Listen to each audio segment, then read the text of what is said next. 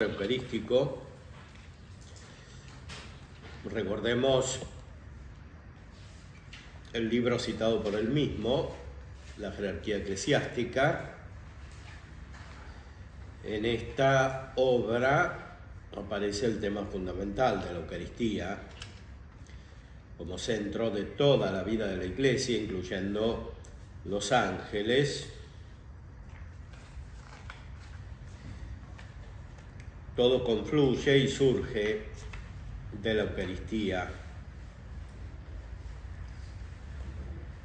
Toda acción sacramental, dice Dionisio, reduce a deificación uniforme nuestras vidas dispersas, forja la unidad divina de las divisiones que cada uno lleva dentro, logra en nosotros comunión y unión con el que es uno.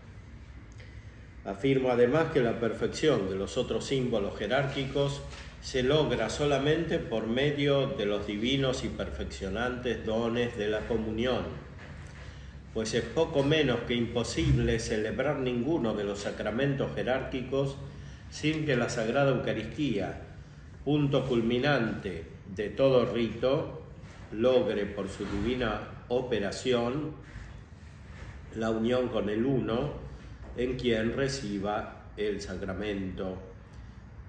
De parte de Dios le dispensa el misterioso don de llevar a perfección sus capacidades, perfeccionando en realidad su comunión con Dios. Los otros sacramentos de la jerarquía son imperfectos en el sentido de que no llevan a término nuestra comunión y unión con el uno. Al quedar así, la acción incompleta no puede lograr plenamente nuestra perfección. El fin y objetivo principal de cada sacramento es impartir los misterios de la deidad a quien esté ya iniciado. Por eso la tradición jerárquica ha acuñado de hecho un nombre que exprese con toda verdad la esencia del fruto logrado por la Eucaristía. Lo mismo ocurre con el Santo Sacramento por el que Dios nace en nosotros. Es el primero en traer la luz y fuente de toda iluminación divina. Por ser así, lo alabamos dándole el nombre de iluminación, conforme a la operación que lleva a cabo. Cierto que toda acción jerárquica tiene esto en común, transmitir a los iniciados la luz divina. Pero de hecho, este fue el primero que me concedió el don de la vista. La luz que vino de aquí, por vez primera, me llevó a la visión de las santas realidades. Es decir, la Eucaristía es la culminación, el bautismo es el principio, el sacramento de la iluminación, cuando el alma que está en la tiniebla comienza a recibir la luz de Dios. Volvamos al texto de la Suma de Teología, en la tercera parte, el tratado sobre la Eucaristía. Santo Tomás es muy extenso en la consideración de este misterio. La redacción la hizo no mucho tiempo antes de morir, en un momento de gran plenitud.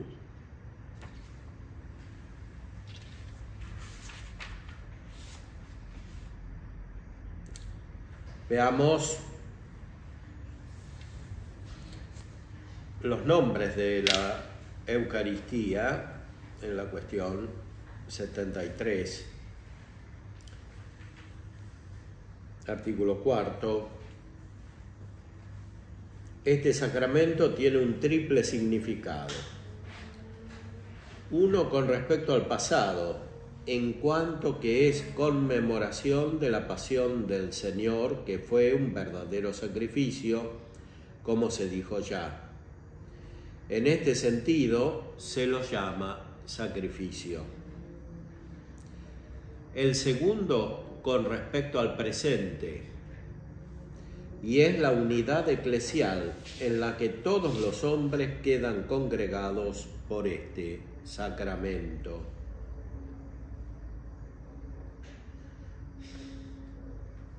Y en este sentido se denomina comunión o sinaxis. Y así dice San Juan Damasceno en el cuarto libro de la fe ortodoxa, que se llama comunión porque por ella comulgamos con Cristo, por ella participamos de su carne y de su divinidad, y por ella comulgamos y nos unimos mutuamente. El tercero es con respecto al futuro, en cuanto que este sacramento es prefigurativo de la fruición divina que tendremos en la patria, y en este sentido se lo llama viático, porque nos pone en camino para llegar hasta allí. Y por esta misma razón se le llama también Eucaristía, o sea, buena gracia, porque la gracia de Dios, como se dice en la carta a los Romanos 6, es la vida eterna, o porque contiene realmente a Cristo, que es lleno de gracia. También se lo denomina en griego metalepsis, que quiere decir asunción, porque como dice San Juan Damasceno, por él asumimos la divinidad del Hijo. Son tres dimensiones y no una. La Eucaristía entonces no se refiere solamente al pasado. En la concepción más reciente de la Eucaristía se subraya ese aspecto de referencia al pasado, especialmente contra los protestantes que negaban que la Eucaristía sea un verdadero sacrificio. Pero no puede estar condicionada a la teología solamente por la respuesta a los protestantes. La Eucaristía es verdadero sacrificio que hace presente la pasión de Cristo, que es un sacrificio agradable a Dios, por el cual no son cancelados los pecados. Esta es una función que se realiza principalmente por la pasión de Cristo histórica, por la pasión que sucedió de una vez para siempre. Ahí se nos cancela el pecado y la pena del pecado. Santo Tomás lo explicó largamente en las cuestiones anteriores de esta tercera parte de la Suma, a partir de la cuestión 46, cómo la Eucaristía es Cristo que actúa como actuó siempre. Lo que hace ahora tiene la misma eficacia de la pasión, pero no sufre la pasión. Es una imagen de la pasión, dice Santo Tomás, la Eucaristía como sacramento, pero una imagen representativa de la pasión de Cristo. Es algo que se refiere al sacramento que es un símbolo, es decir, algo sensible. Como algo sensible es una imagen de la pasión de Cristo. Pero la Eucaristía no es solamente sacramento, es decir, no es solamente un signo sensible, es un signo sensible de algo que es más importante, o sea, no solo la gracia, como todos los sacramentos, sino la presencia del mismo Cristo. O sea, en la Eucaristía está Cristo. La Eucaristía tiene el mismo efecto que la pasión, porque es el mismo Cristo que actúa, haciendo presente la pasión y el efecto de la pasión. Ahora bien, la Eucaristía no es solamente sacramento de la pasión, es también sacramento de una realidad presente, que es la unidad de la Iglesia. Iglesia que es santa. De hecho, la expresión que aparece en el Concilio Vaticano II, el Lumen Gentium, acerca de la Iglesia como sacramento, se entiende de esta manera. La Iglesia es sacramento porque la Iglesia es la Eucaristía con Cristo. No existe la Iglesia sin Cristo y por tanto no existe la Iglesia sin la Eucaristía.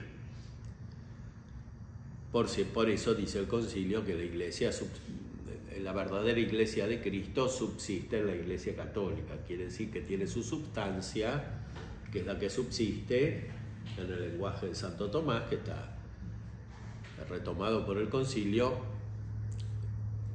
tiene su substancia en la Iglesia católica.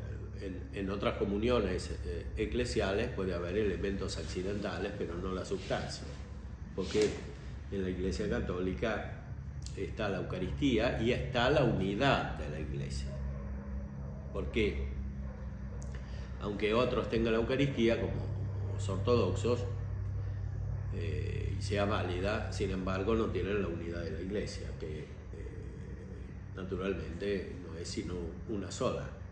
Entonces, la Eucaristía hace presente y produce la unidad de la Iglesia.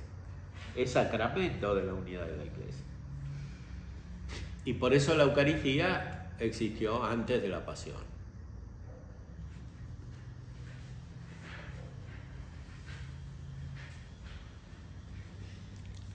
Y fue anticipada por la misma vida de Cristo por algunos milagros, por algunos signos que él hacía después de la resurrección. Cuando se aparece a los discípulos de Maús, dice que lo reconocieron al partir el pan.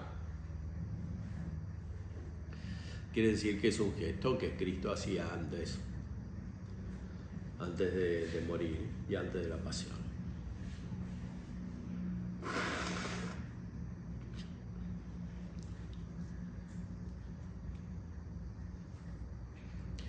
La Eucaristía entonces se refiere al presente, pero también se refiere al futuro porque es el anticipo de la vida eterna, o sea, de algo que se celebra en el cielo, que es el acto de culto que Cristo hace del Padre para siempre. Por eso, como decíamos, toda la liturgia de la Santa Misa se refiere al Padre. Cada oración está dirigida al Padre. Es Cristo quien dirige la oración al Padre, y eso es un anticipo y una participación y una anticipación de lo que sucede en la vida eterna. Y en este sentido la Eucaristía es gozosa. Santo Tomás subraya muchas veces que la recepción de la Eucaristía produce gozo espiritual. Naturalmente, la misma celebración está dirigida a la recepción de la Eucaristía. Como ya dijimos, el fin de la celebración eucarística es la comunión.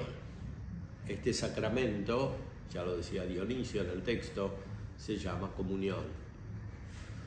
Entonces, sería incorrecto invertir el orden, como se hace en algunas concepciones modernas, incluso cuando se presentan como tradicionales.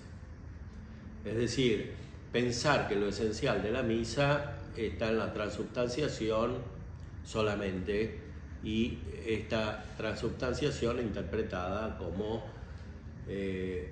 la sola representación del sacrificio de la cruz. Entonces, de alguna manera se va para atrás. O sea, lo que es lo principal, que es la Eucaristía, que es el anticipo, la participación de la vida del cielo, lo definitivo, queda como si fuera un aspecto de otra cosa más importante, que sería el sacrificio que se repite. Y que los fieles tienen que repetir uniéndose psíquicamente o reproduciendo psíquicamente en su mente el sacrificio. Se produce así una importante confusión, porque es imposible reproducir en la mente humana las disposiciones de Cristo, que es es Dios, que asume la naturaleza humana y tiene un sufrimiento que nosotros de ninguna manera podemos reproducir. Santo Tomás dice que es el más grande de todos los sufrimientos, el más grande de todos los dolores. Pero aún así no es propiamente por el dolor que nos salva, o por la tristeza, o por el sufrimiento, o por las heridas, sino por el acto de caridad por el cual asume todo eso, que es un acto humano de Cristo, de la humanidad de Cristo. Un acto humano que no se reproduce en la Eucaristía de la misma manera. Es el mismo Cristo que actúa con la misma eficacia de la pasión, pero naturalmente actúa como donde está, es decir, en el cielo y de manera gloriosa. Por eso, la Eucaristía, aunque tiene la misma capacidad de la pasión, de quitar los pecados del mundo, sin embargo, no está dirigida solamente a quitar los pecados del mundo, sino a producir el alimento espiritual de cada uno y al producir la unidad de la Iglesia, lo cual es inseparable del crecimiento de cada uno. Pero además, la Eucaristía anticipa la vida futura, o sea, la beatitud celestial. Es el sacramento de la vida eterna. O sea,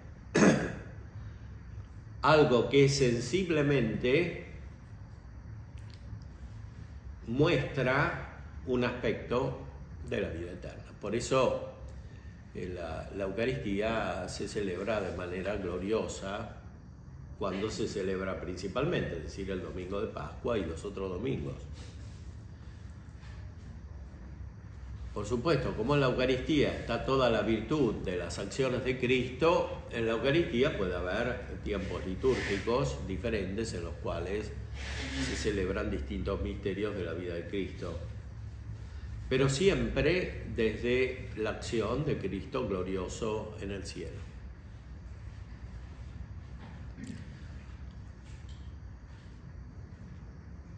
Y por eso, como representa a Cristo, el sacerdote se viste de una manera solemne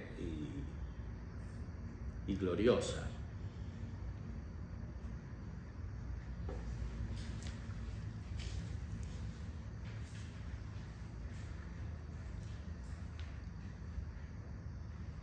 Dice en las respuestas a las objeciones: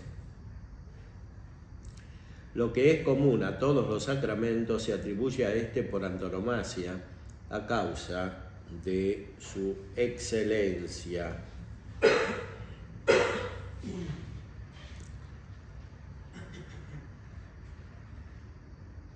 Porque todos los sacramentos confieren la gracia, pero esta la confiere en modo especial porque tiene a Cristo mismo. Entonces se llama Eucaristía, que quiere decir buena gracia. Eu en griego es bueno. Y charis es gracia.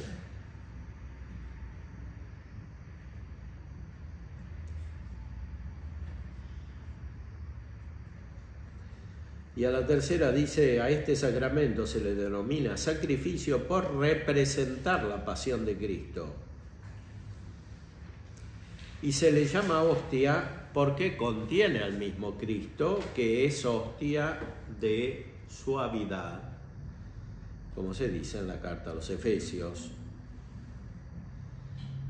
O sea, Cristo glorioso sigue siendo hostia, pero no dolorosa, sino de suavidad, porque se siguió ofreciendo al Padre, según su humanidad.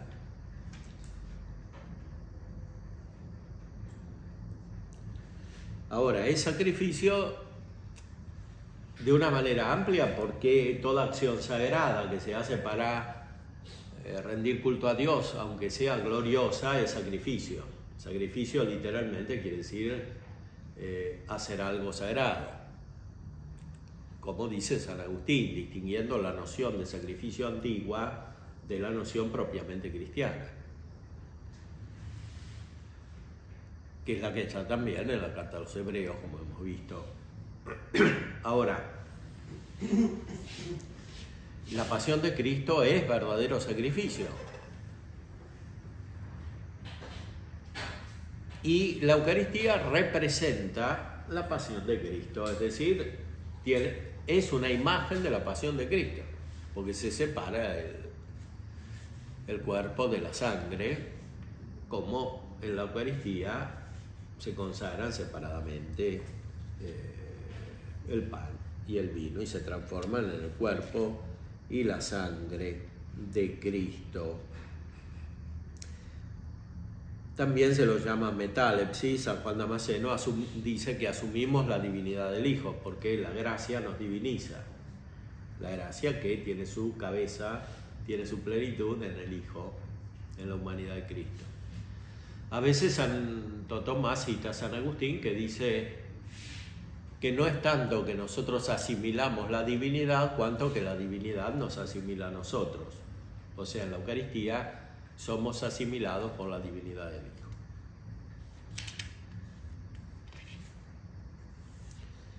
Es muy profunda la descripción de la institución de la Eucaristía.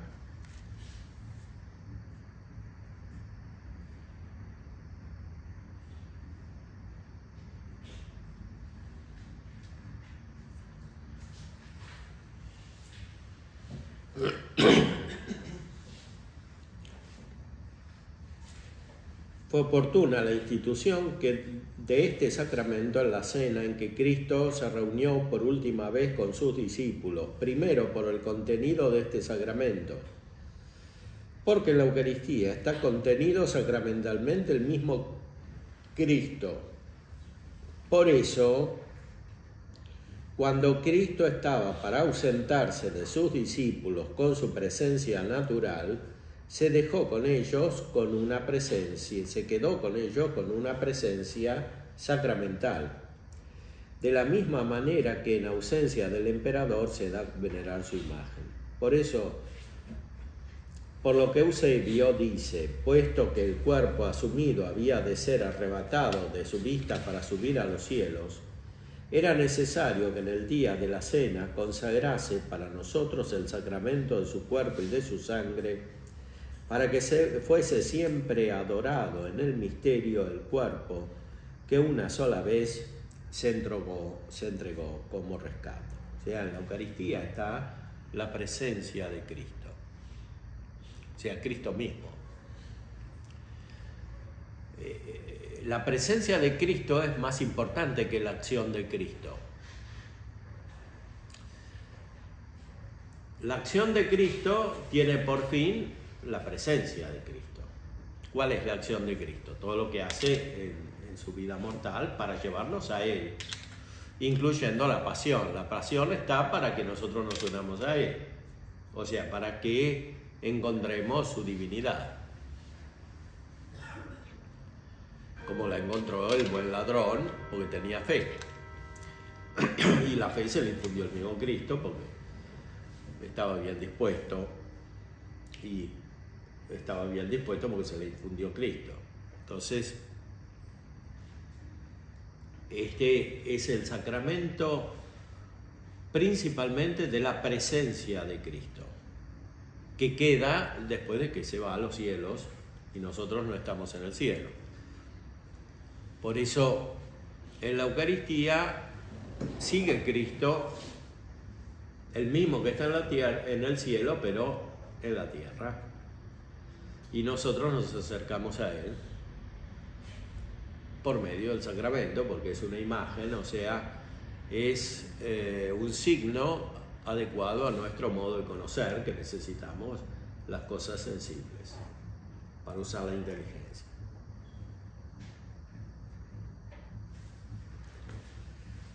Segundo, está hablando de la institución de la Eucaristía.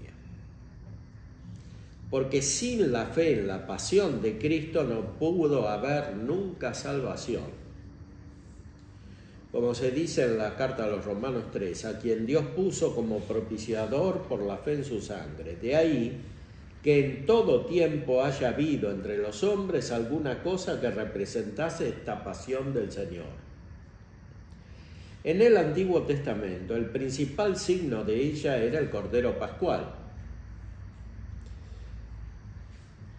Por lo que dice el apóstol en la primera carta a los Corintios, nuestra Pascua es Cristo inmolado.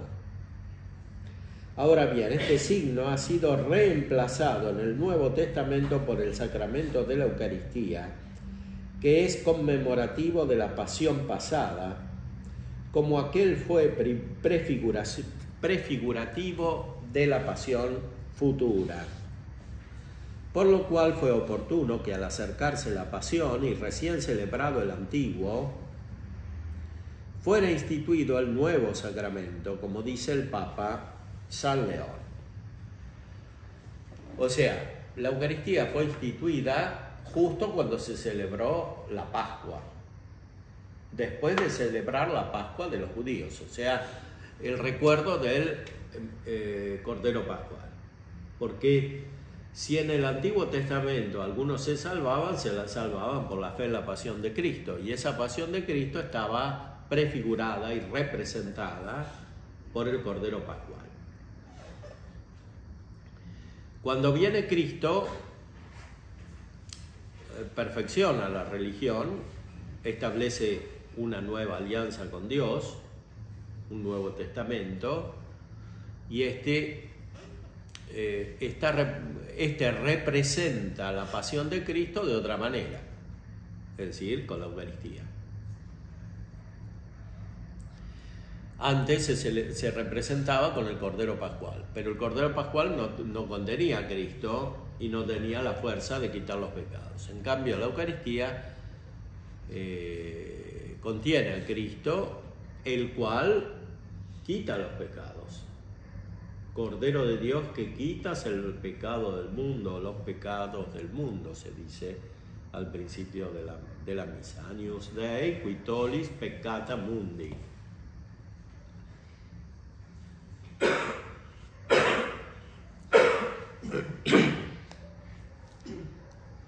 Otro motivo por el cual fue adecuada la institución, porque las últimas palabras, muy especialmente al despedirse los amigos, se graban más en la memoria, ya que entonces se inflama más el afecto hacia el amigo, pues las cosas que más nos conmueven se graban más profundamente en nuestro ánimo.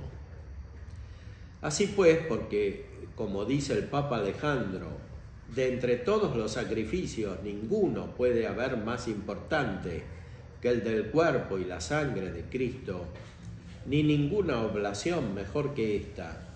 Por eso, y para que lo tengamos en mayor veneración, el Señor instituyó este sacramento en el momento de separarse sus discípulos. Y esto mismo es lo que dice San Agustín en el libro de la respuesta Januario. El Salvador, para hacer comprender más profundamente la grandeza de este misterio, quiso imprimirlo al final en el corazón y en la mente de los discípulos, de los cuales iba a separarse para encaminarse a la pasión. O sea, la Eucaristía, propiamente hablando, no fue instituida en la pasión, fue instituida antes de la pasión. Y fue instituida, en cierta manera,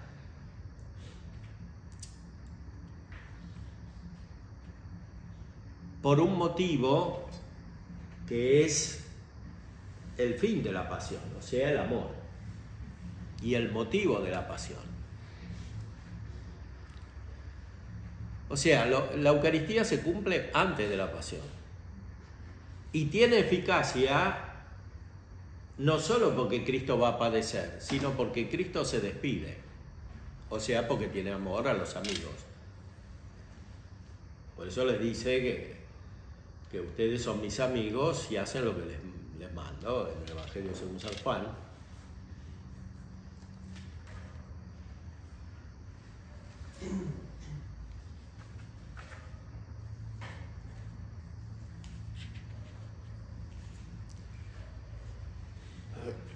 La Eucaristía, dice en la respuesta a la segunda objeción, es el sacramento perfecto de la pasión del Señor, porque contiene al mismo Señor que ha padecido.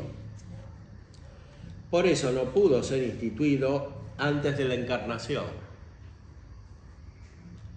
sino que entonces solamente tenían los sacramentos prefigurativos de la pasión del Señor.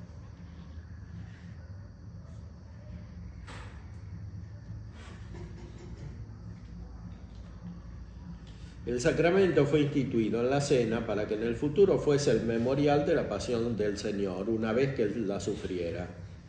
Es por lo que dice expresamente, hablando del futuro, cuántas veces hagáis. Es decir, Cristo les dice a los discípulos que celebren la Eucaristía muchas veces, o que la van a celebrar muchas veces, y que ahí van a recordar su presencia y su acción y su pasión.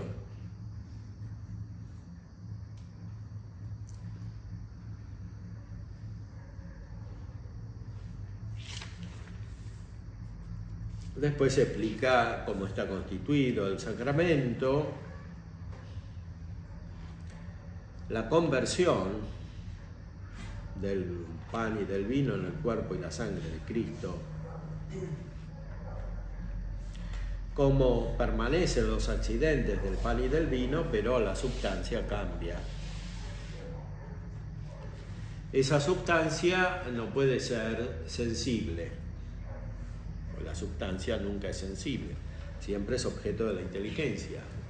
La inteligencia solamente puede conocer la sustancia y por tanto, solo con la fe, que es un acto de la inteligencia sobrenatural, se puede conocer la sustancia del cuerpo de Cristo que está en la Eucaristía. Por eso los que no tienen fe solamente ven los accidentes y piensan que corresponde a una sustancia natural, o sea, del pan y del vino. Para percibir la sustancia verdadera que hay debajo de esos accidentes hace falta tener fe.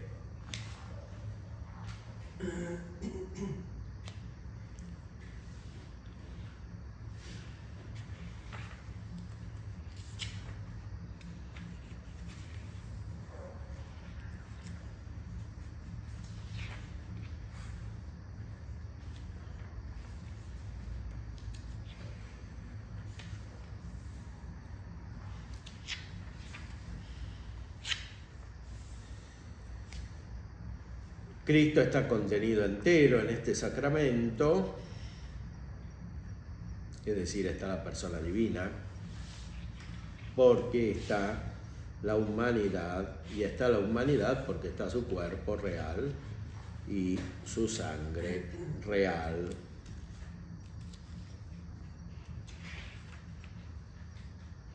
Aunque está al modo de la sustancia y no de los accidentes. Por eso no son sensibles los accidentes del cuerpo y de la sangre de Cristo. Son accesibles por la fe, como la sustancia.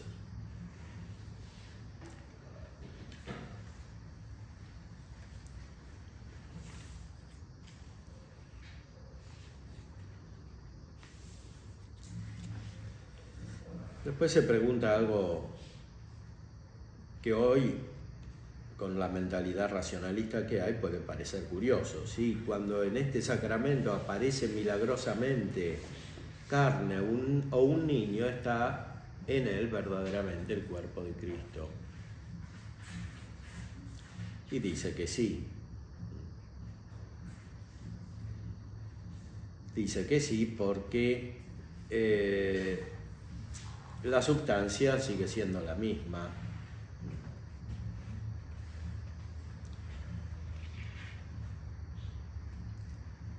Está el cuerpo del Señor. Hay que decir que permanece la anterior cantidad dimensiva sacramental y que se inmutan milagrosamente otros accidentes como la figura, el color, para que se vea la carne o la figura de un niño. Tal vez Santo Tomás conocía lo que pasó con San Francisco, que en Grecho cerca de Rieti, un poco al noreste de Roma, hizo el primer pesebre. El primer pesebre estaba hecho con un asno, con un buey, pero no había niño. Y San Francisco fue a la celebración de la misa de la Navidad que se hizo delante del buey del pesebre, y cuando el sacerdote celebró apareció el niño. O sea, no había ningún niño en la paja del pesebre. Pero en la Eucaristía San Francisco vio al niño. O sea que se apareció el niño. Es lo que dice aquí Santo Tomás. Si se aparece el niño, milagrosamente pueden estar los accidentes del niño, pero el modo de ser de Cristo en la Eucaristía sigue a través de la cantidad inmensiva de la Eucaristía, o sea, del sacramento. O sea, la cantidad le pertenece a los accidentes del pan y del vino, que están en un lugar. Pero evidentemente Cristo puede aparecer milagrosamente, como también aparece a veces como carne que se conserva en algunos lugares, o como sangre.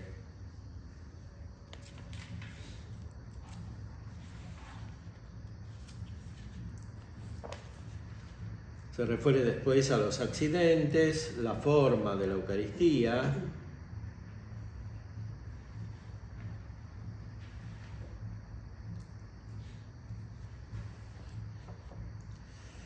En las palabras con las cuales se celebra la Eucaristía, tiene que haber un poder creado capaz de realizar la conversión de este sacramento. Este poder, sin embargo, es instrumental, lo mismo que los otros. Pues bien, puesto que estas palabras se profieren en la persona misma de Cristo, o desde la persona misma de Cristo, es del mandato de Cristo de quien reciben el poder instrumental.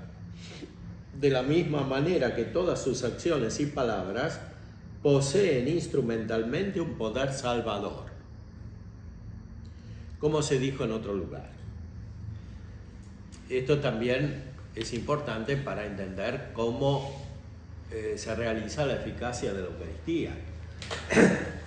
No se realiza porque se hace de nuevo la pasión de Cristo, que ya se hizo, sino porque Cristo actúa ahora con el mismo poder de la pasión.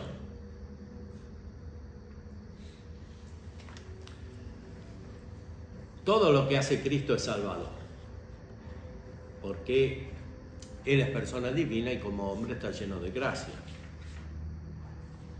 Y por eso la Eucaristía tiene el mismo poder que tiene la pasión. No solamente porque es una imagen que representa la pasión, sino porque se ejercita ese poder que tiene Cristo en la Eucaristía misma. O sea, de nuevo, de otra manera.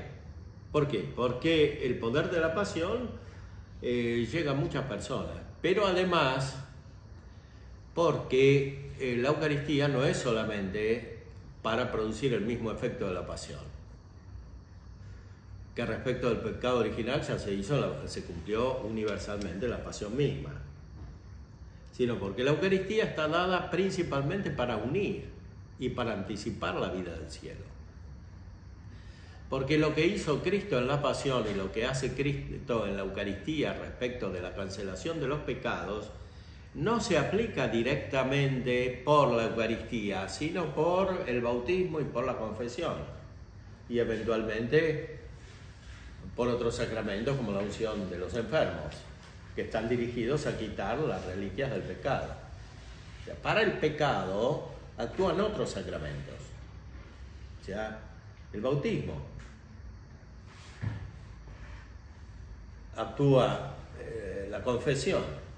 De otra manera no haría falta más que un solo sacramento. ¿Por qué? Porque para recibir la vida divina hay que quitar el obstáculo del pecado, y eso es lo que hacen específicamente estos sacramentos. Por eso no hay que explicar la Eucaristía solo con relación al pecado, o sea, al pecado original y a los pecados personales. Aunque naturalmente la Eucaristía tiene este poder porque es Cristo que actúa.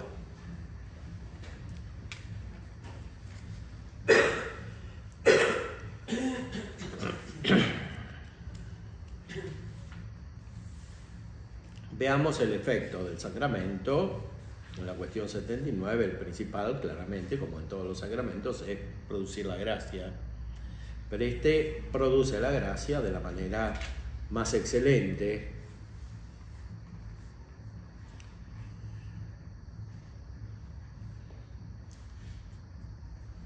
El efecto de este sacramento debe deducirse primero y principalmente de lo que está contenido en él, que es Cristo, quien de la misma manera que al venir al mundo trajo para el mundo la vida de la gracia, según las palabras de Juan, la gracia y la verdad vinieron por Jesucristo. Así al venir al hombre en el sacramento, le da la vida de la gracia, según las palabras de Juan, quien me coma vivirá por mí. Todo lo que escribe San Cirilo, por lo que escribe San Cirilo. El verbo vivificante de Dios, uniéndose a su propia carne, la tomó vivificante también.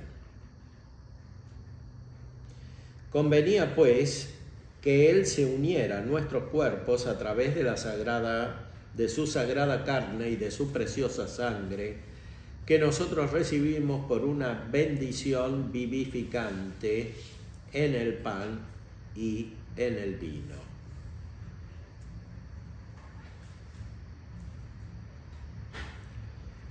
O sea que en este sacramento se recibe directamente a Cristo. Ahora bien, Cristo está lleno de gracia y por eso nos da la gracia. O sea, hay un matiz importante en la expresión de Santo Tomás. No dice que está dado para que recibamos la gracia, sino para que recibamos a Cristo que nos da la gracia.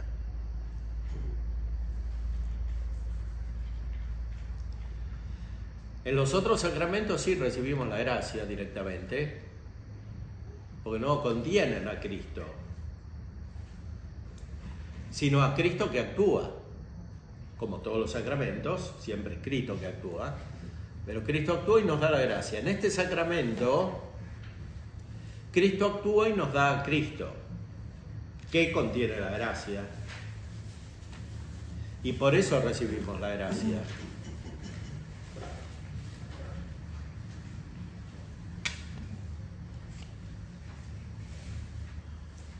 Segundo, el efecto de este sacramento se deduce de lo que este sacramento representa, que es la pasión de Cristo, como se dijo más arriba. Por eso el efecto de la pasión, que la pasión de Cristo produjo en el mundo, lo produce este sacramento en el hombre.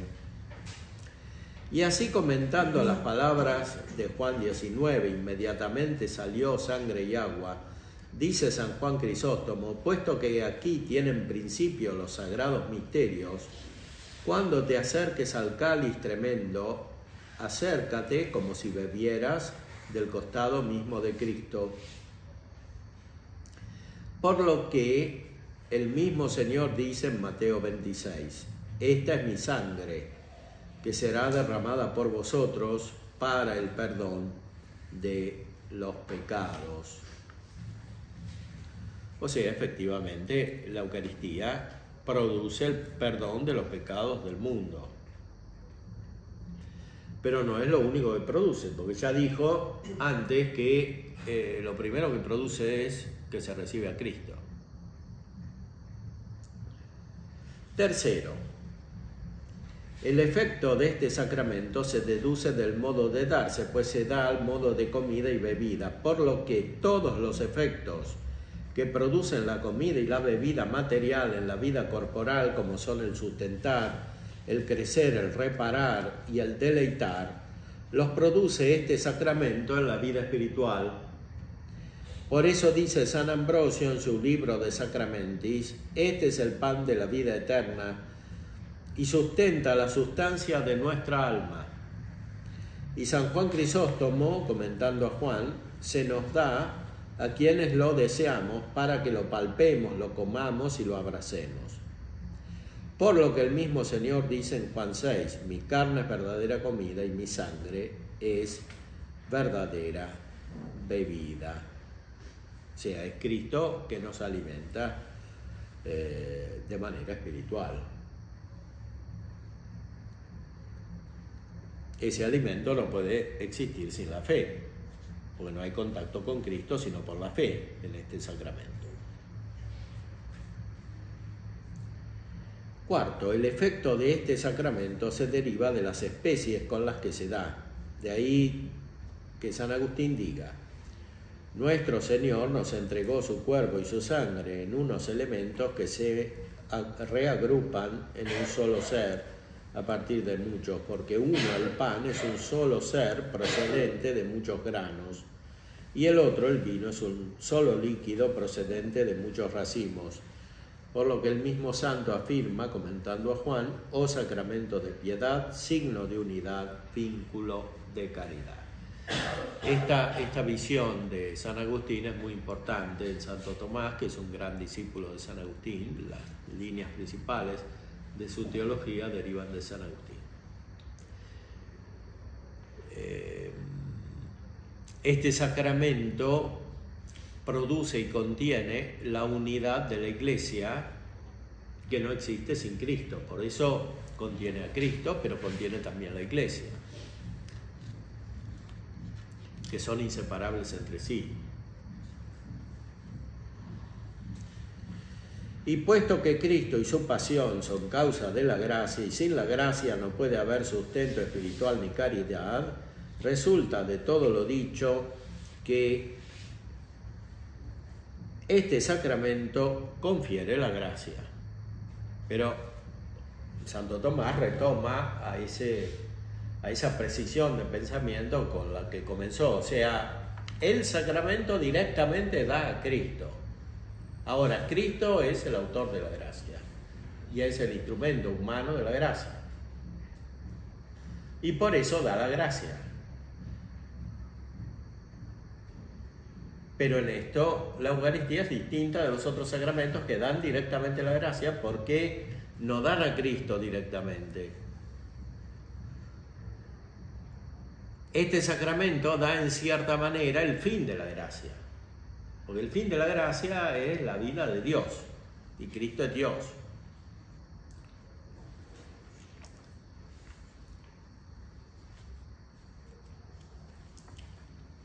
Otros efectos de la Eucaristía: la consecución de la gloria. Se consigue la gloria futura, está citada en la oración del mismo Santo Tomás.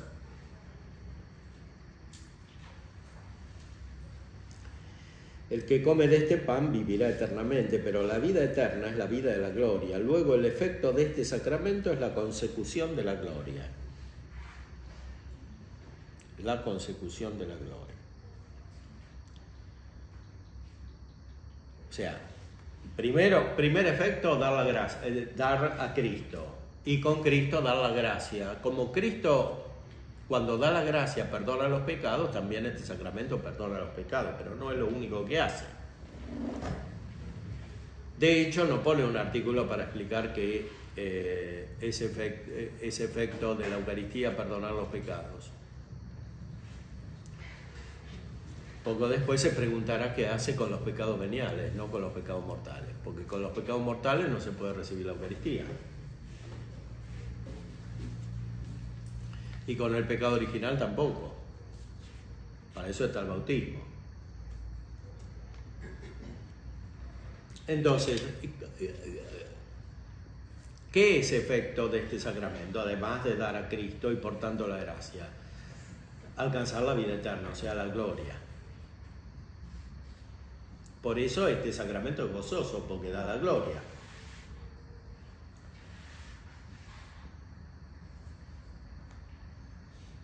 Cuando se dice este sacramento, no quiere decir solo la hostia o la comunión de la hostia, quiere decir toda la celebración eucarística, porque es todo el sacramento, o sea, la misa. La misa es anticipo de la gloria,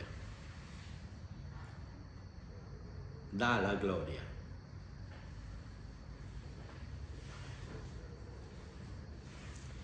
En este sacramento se puede considerar aquello de donde procede el efecto y que es el mismo Cristo contenido y su pasión representada, y aquello por lo que viene el efecto, o sea, el uso de este sacramento y las especies sacramentales. Pues bien, bajo los dos aspectos es propio de este sacramento causar la consecución de la vida eterna. O sea, la Eucaristía es la que nos lleva directamente a la vida eterna. Porque fue el mismo Cristo quien nos abrió por su propia pasión las puertas de la vida eterna, según aquellas palabras de Hebreos 9. Es el mediador de una nueva alianza para que por su muerte reciban los llamados la promesa de la herencia eterna. Por lo que en la forma de este sacramento se lee: este es el cáliz de mi sangre de la nueva y eterna alianza. O sea, en la fórmula misma de la celebración de la Eucaristía, que está en la consagración,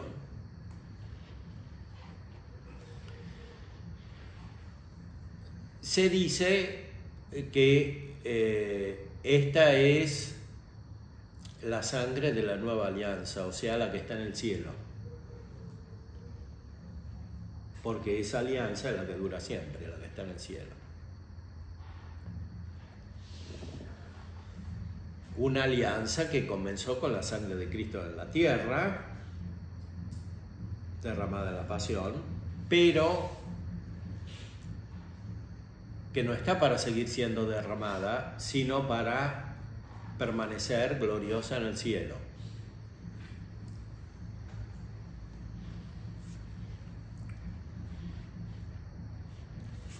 Y de la misma manera el sustento de la comida espiritual y la unidad significada por las especies del pan y del vino ya se obtienen en la vida presente, aunque de un modo imperfecto, pero se obtendrán de modo perfecto en la gloria. Por lo que San Agustín, comentando las palabras de Juan 6, mi carne es verdadera comida, dice: los hombres desean la comida y la bebida para no tener hambre y para no tener sed, pero esta hartura en realidad no la otorgan más que esta comida y esta bebida, que convierten a sus consumidores en inmortales e incorruptibles en la sociedad de los santos, donde habrá paz y unidad plena y perfecta. O sea, que la Eucaristía da la vida celestial, que es vida gozosa por esencia.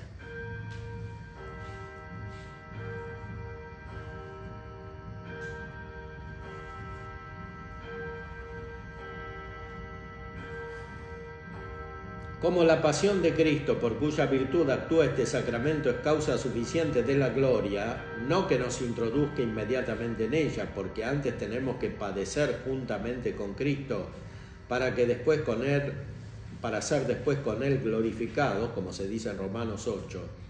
Así este sacramento no nos introduce inmediatamente en la gloria, sino que nos da la capacidad de entrar en la gloria. Por eso se lo llama viático, del que tenemos una figura en el tercer libro de los Reyes, donde se lee que Elías comió y bebió y caminó con la energía de aquella comida durante 40 días y 40 noches hasta el monte de Dios en el Horeb. Y después aclara, como la pasión de Cristo no produce su efecto en los que no se comportan con respecto a ella como deben, así tampoco por este sacramento consiguen la gloria los que lo reciben indignamente. Por lo que San Agustín, comentando a Juan 6, dice: comieron el maná y murieron. Una cosa es el sacramento y otra la virtud del sacramento. Muchos lo toman del altar y comiéndolo mueren. Comed pues espiritualmente el pan celestial, llevad al altar vuestra inocencia.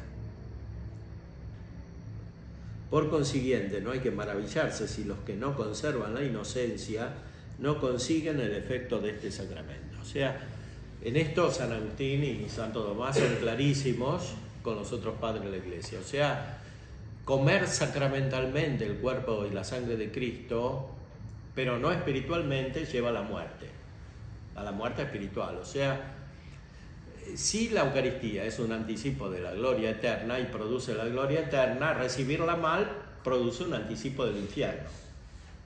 En las cuestiones anteriores, Santo Tomás había explicado que Cristo descendió a los infiernos. O sea que el alma de Cristo, cuando murió, fue a visitar los infiernos. Los infiernos son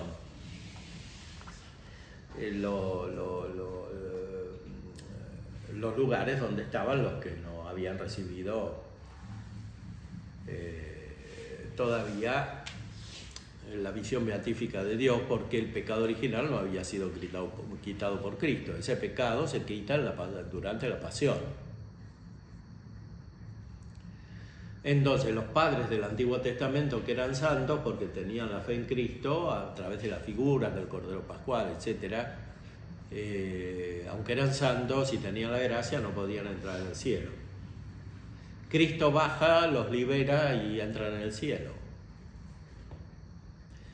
Los del purgatorio son consolados por la presencia de Cristo, que es otro infierno, pero no definitivo. Pero también está el infierno de los condenados, y ahí también baja Cristo, dice Santo Tomás, siguiendo a los padres naturalmente, y les hace ver que están justamente condenados. O sea que la presencia de Cristo es en cierta manera penal para los que están en el infierno.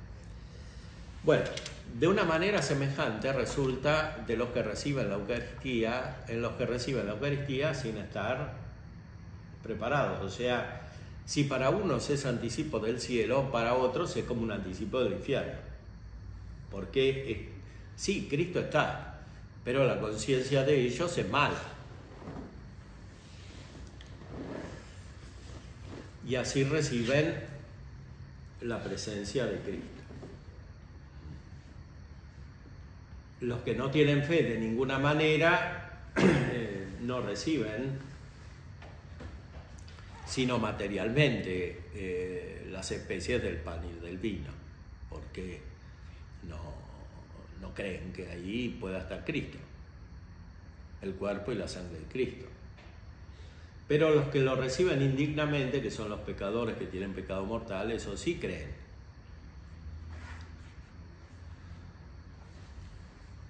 Y lo reciben indignamente. Entonces, el efecto espiritual es el que dice San Pablo, el que dice San Agustín, el que dice San Tomás. San Agustín era obispo y tenía experiencia pastoral y se daba cuenta de que muchos iban a comulgar y no podían, que es lo mismo que pasa ahora.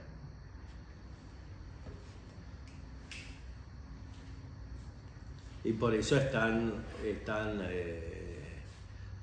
claro respecto a este punto. Esto pasa a Santo Tomás y después pasa al Concilio de Trento y continúa la tradición. ¿Es efecto de este sacramento la remisión del pecado mortal?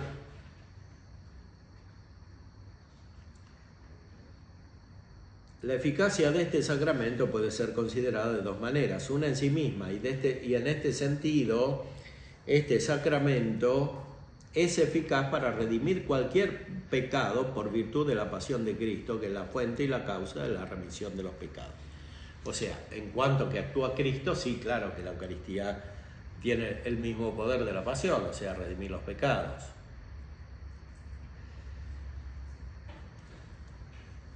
Ahora, la eficacia de este sacramento se puede considerar de otra manera, en relación con quien recibe este sacramento, según se encuentre o no con impedimento para recibirlo. Ahora bien, todo el que tiene conciencia de pecado mortal tiene en sí mismo impedimento para recibir el efecto de este sacramento.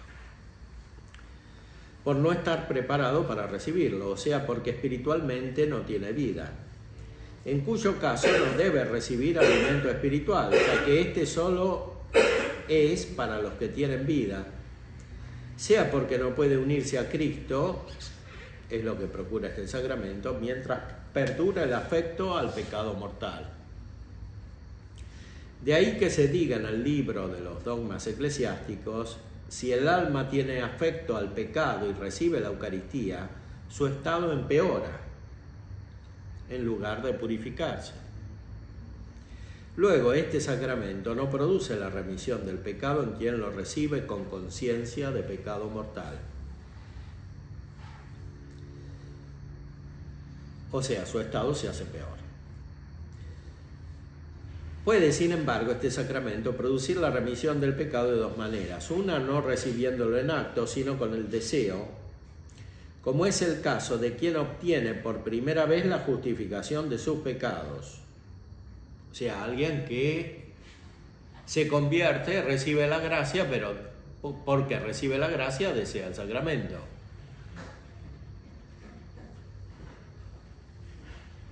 Ahora, desea el sacramento sin el pecado, o sea, rechazando el pecado, entonces ya no tiene pecado mortal.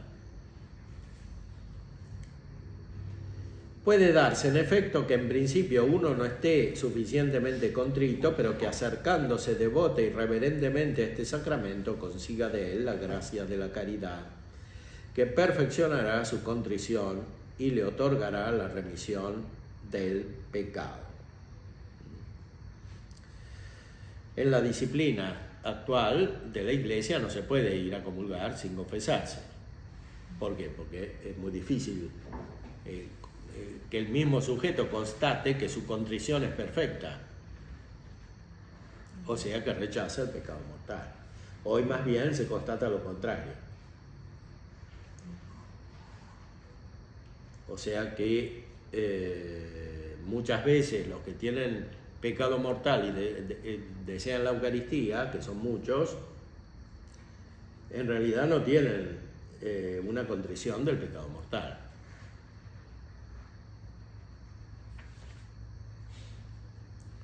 Y por último, si borra los pecados veniales, esto dice el Papa Inocencio III,